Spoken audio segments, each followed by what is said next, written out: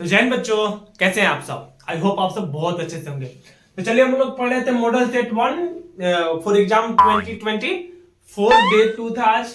और हमने हमने क्लास 10th का ऑब्जेक्टिव में 10 क्वेश्चन देख लिया था। ठीक है, तो क्वेश्चन नंबर 11 से आज कंटिन्यू करेंगे। आज ऑब्जेक्टिव कोशिश करेंगे खत्म कर देंगे, क्योंकि ये सीबीएसई बोर्ड पर आधारित है, इसीलिए ये ऑब्जेक्टिव 20 होगा। फिर उसके बाद 2 नंबर का क्वेश्चन सेक्शन बी में आएगा, सेक्शन सी में 3 मार्क्स का, और सेक्शन डी में 5 मार्क्स का, सेक्शन ई में आएगा आपका 4 मार्क्स का क्वेश्चन। ठीक है, तो चलिए अब स्टार्ट करते हैं क्वेश्चन नंबर 11 से, क्योंकि 10 पिछले वीडियो में हो गया है। अगर आप नहीं देखे तो जाकर पहले पिछले वीडियो देख कर आइए, पहले ये देख लीजिए, उसके बाद वहां से कंटिन्यू कीजिए। ठीक है, आगे चलिए। बोल रहा है, ध्यान से सुनिए क्वेश्चन। बोल रहा है in the figure P Q is parallel to M N Kp upon Pm equal to 4/3 and Kn equal to इतना, then find the। एक फिगर दिया हुआ है, ध्यान से देखना। एक फिगर है, क्या है फिगर भैया? K है, M है और N है। ठीक है, और यहां से है एक P से Q। ठीक है, बोल रहा है Kp upon Pm is equal to दिया है 4/13। ठीक है, और Kn इज इक्वल टू दिया है कितना? 20.4। तो KQ इज इक्वल टू में क्या करना है? ज्ञात करना है। KQ क्या करना है हमें? ज्ञात करना है। हमें Kn दिया है, Kn यानी यहां से यहां तक की दूरी होता है Kn। ठीक है, यानी यहां से यहां तक की दूरी कितना है? 20/4। और ये दोनों लाइन बोल रहा है कि PQ जो है, PQ पैरेलल टू क्या है? MN के। अब देखो भैया, PQ जब MN के पैरेलल हो गया तो हमारा क्या होगा? PQ जब MN के पैरेलल हो गया तो हम क्या करेंगे? Kp upon M, sorry PM is equal to KQ upon QN होगा। KQ upon QN। हमें क्या निकालना है? KQ निकालना है ना, KQ निकालना है। इसका तो वैल्यू दिया है कितना? 4/13, सॉरी 4/13। KQ बाई QN, हमें KQ निकालना है, ये वैल्यू निकालना है। QN कितना होगा? तो QN कितना होगा? QN कितना होगा? QN जो हो जाएगा, इसकी जगह पर हम लिख सकते हैं क्या? यहां से देखो, Kn इज इक्वल टू क्या है? KQ plus QN। Kn जो है वो KQ प्लस QN है। Kn की जगह पर 20.4 है, हमें QN चाहिए। QN equal to KQ is equal to कितना? QN हो जाएगा। QN का वैल्यू कितना देगा? QN का जो वैल्यू होगा, Kn में से KQ घटा देंगे तो आ जाएगा। सिंपल से बात है। तो KQ है यहाँ पर, और यहाँ पर QN की जगह पर हम 20.4 में से KQ को क्या कर देंगे? माइनस कर देंगे, आ जाएगा। ठीक है, अब ये क्रॉस मल्टीप्लीकेशन कर देते हैं। तो 40 दूनी 80 है, 4 दूनी 8 यानी 16, यानी 81.6 और minus 4 KQ is equal to कितना हो जाएगा? यहां से 13 KQ जो कि हमें निकालना है KQ ना। हाँ, अब यहां पर देखना 17 KQ इज इक्वल टू क्या हो जाएगा? 81.6, यानी KQ इज इक्वल टू कितना हो जाएगा? 81.6 अपॉन 70, और यहां से डिवाइड करेंगे, हमारा KQ का वैल्यू आ जाएगा। ठीक है, यहां से डिवाइड करेंगे तो KQ का वैल्यू कितना आएगा?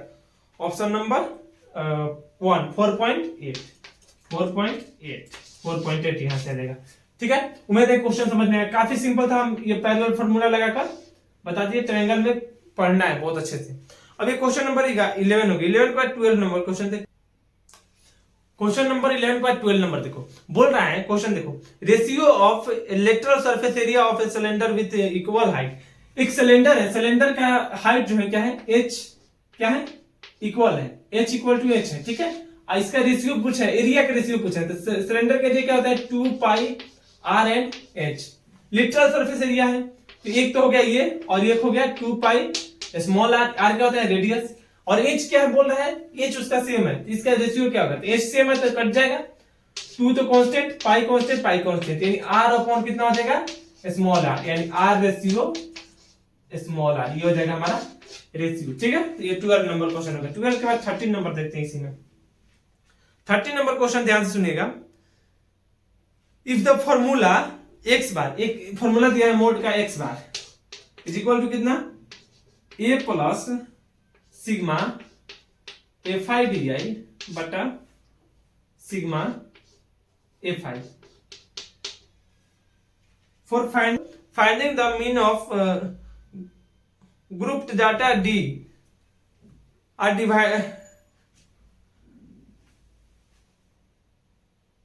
are deviation from A of, यानी ए का डिविएशन क्या हो गया, यानी एक्सआई इसमें हमें ज्ञात करना है ना, एक्सआई बोल रहा है ज्ञात करने के लिए। Mid point of class, class का मिड पॉइंट क्या होता है, एक्सआई माइनस ए। एक्सआई इसमें हमें बोल रहा है कि ज्ञात कीजिए क्या होता है, ठीक है। तो एक्सआई का फॉर्मूला पता है क्या होता है, upper limit sorry upper minus lower class, lower upon upper minus lower, lower limit upon 2, ठीक है। Upper minus lower limit upon 2। Option सुनो क्या है, lower limit of the class, upper limit of the class, mid point of the class. अच्छा, upper limit minus lower limit, upper limit plus lower limit, upper limit plus lower limit करेंगे तो क्या होगा, और उसमें दो भाग, मान लो कि हमारा जो है ये 3 है और 10 है, सॉरी 3 है और 9 है, ठीक। और इसको जोड़कर हम 2 से भागा करेंगे तो क्या आएगा 6, यानी 3 और 9 का मिड पॉइंट, 3 और 9 का मिड पॉइंट, तो ये क्या बोल रहा है, ऑप्शन नंबर सी में mid point of the classes, यानी क्या होगा, क्लास का क्या आएगा, मिड पॉइंट आएगा, ठीक है। ये क्लास का क्या आएगा, मिड पॉइंट आएगा। क्वेश्चन नंबर 13, उम्मीद है कि समझ में आया होगा। कुछ करना था नहीं, ये एक्सआई ज्ञात करना था, जो कि होता है upper limit plus lower limit upon 2। तो ये पूछ रहा है कि जो है एक्सआई जो है वो क्या है, तो ऑप्शन में दिया है कि लोअर लिमिट है, अपर लिमिट है, मिड पॉइंट है, तो क्या होगा, मिड पॉइंट होगा। काफी सिंपल क्वेश्चन था। तो क्वेश्चन नंबर 13 तक हो गया। क्वेश्चन नंबर 13 का 14 नंबर क्वेश्चन भी काफी सिंपल है। देखिए क्वेश्चन से ध्यान से सुनिएगा। If the zeros of the quadratic polynomial ax² plus bx plus c, ax² plus bx plus c का जीरोस जो है वो क्या है, where c does not equal to 0 are equal, zeros क्या है, अल्फा इज इक्वल टू क्या है, बीटा। तो हमें क्या बोल रहा है, c and b have opposite sign, c and b have same sign, C पहला में है C and A have opposite sign, दूसरा में है C and B have opposite sign, C and A have same sign, और C and B have the sign is same। अच्छा ठीक है, ये पहला हम बोल रहे हैं कि C और A का साइन सेम है, C और B का साइन ऑपोजिट है, C और A का साइन ऑपोजिट है, और C और B का साइन सेम है, ठीक है। ये सेम है, ये अपोजिट है, ये सेम है, ये अपोजिट है, सॉरी ये अपोजिट है और ये सेम है।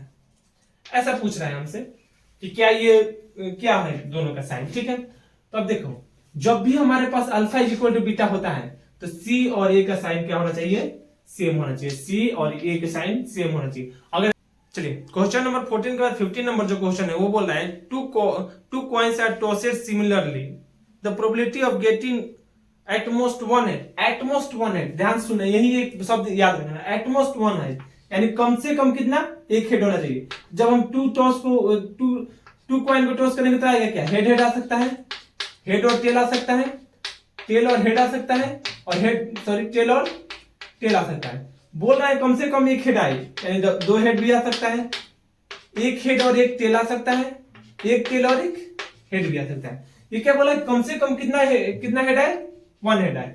इस तरह से कितना हो गया, टोटल सैंपल स्पेस कितना हो गया, 4, और ये कितना हो गया, इवेंट कितना हो गया, 3। तो हमारा प्रोबेबिलिटी कितना हो जाएगा, इवेंट अपॉन सैंपल स्पेस, यानी 3/4। 3/4 कहां है, ऑप्शन नंबर डी पर है, 3/4। इस तरह से थोड़ा सा ध्यान रखा, एटलीस्ट बोलता है, क्यों एटलीस्ट 1 कम से कम, एटलीस्ट बोलता है इन 1 हेड, एटलीस्ट बोलता है तो क्या हो जाता है, एक हेड और प्लस आंसर सेम आता, क्योंकि टेल भी ले सकते थे एटलीस्ट में, आंसर सेम आता, ठीक है, आंसर सेम आता क्योंकि उसमें टेल ले सकते हैं, एटलीस्ट बोलता था। तो ये क्वेश्चन नंबर 15 हो गया। 15 के बाद 16 नंबर क्वेश्चन देखते हैं, इसी में बन जाता है। तो बोल रहा है कि someone is the asked to take a number from 1 to 100, 1 to 100 से बोल रहा है, कोई बोला कि number low 1 to 100, the probability that is the prime number, what is the probability that is the prime number, यानी 1 to 100 में कोई बोला कि कोई एक नंबर ले लो, इसकी क्या प्रोबेबिलिटी है कि वो क्या होगा, प्राइम नंबर होगा। तो नंबर ऑफ एस तो पता चला हमारा, नंबर ऑफ एस कितना, सिंपल स्पेस 100, और प्राइम नंबर 1 to 100, तो 1 to 100 में अगर प्राइम नंबर गिन लेना, टोटल अगर प्राइम नंबर गिनोगे 1 to 100 में तो कितना आएगा, 25।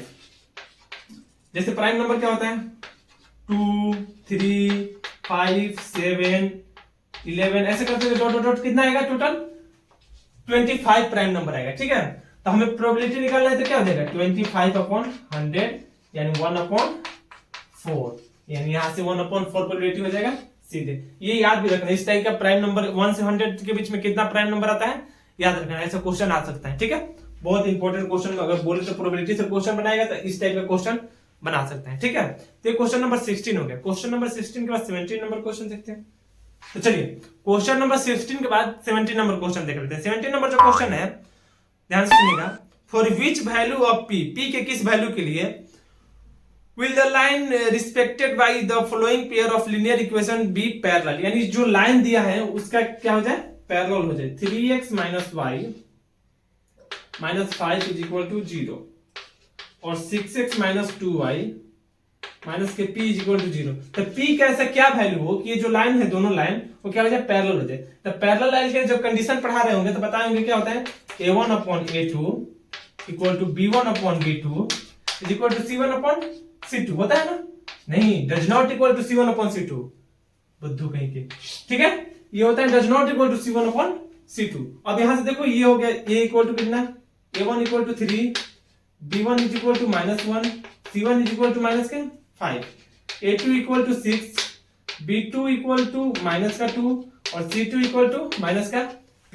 हम p ज्ञात करना है तो हम p से देख लेते हैं, यानी b1/b2 does not equal to होना चाहिए क्या c1/c2।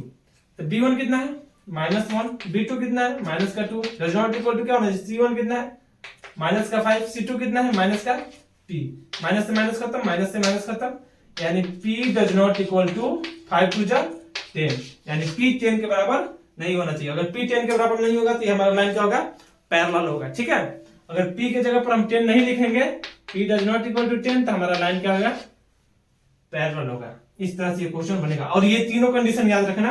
एक तो ये कंडीशन हो गया, दूसरा a1/a2 is equal to b1/b2 is equal to c1/c2 और एक कंडीशन कहता है ये क्या होता है इंटरसेक्टिंग होता है ना, ओवरलैपिंग होता है। ये क्या होता है ओवरलैपिंग, एक के ऊपर एक होता है। और एक तीसरा है a1/a2 is equal to does not equal to b1/b2 और does not equal to c1/c2 और ये क्या होता है इंटरसेक्टिंग होता है। ये तीनों पॉइंट याद रखना, ये तीनों में से एक क्वेश्चन आपको ऑब्जेक्टिव में मिलेगा, तीनों पॉइंट में से एक पॉइंट पर क्वेश्चन रहेगा। तो ये क्वेश्चन नंबर हो गया कितना 17 के बाद 18 नंबर क्वेश्चन देखते हैं। 18 नंबर क्वेश्चन ध्यान से सुनिएगा, छोटा क्वेश्चन है, देखते हैं बन जाएगा इसमें, क्यों समझना है इसमें। बोल रहे हैं the coordinates of a point A on y axis at distance 4 unit from x axis axis, यानी देखो एक कोऑर्डिनेट है कितना y एक्सिस पर, the coordinate of A point A on y axis at the distance of 4 unit from x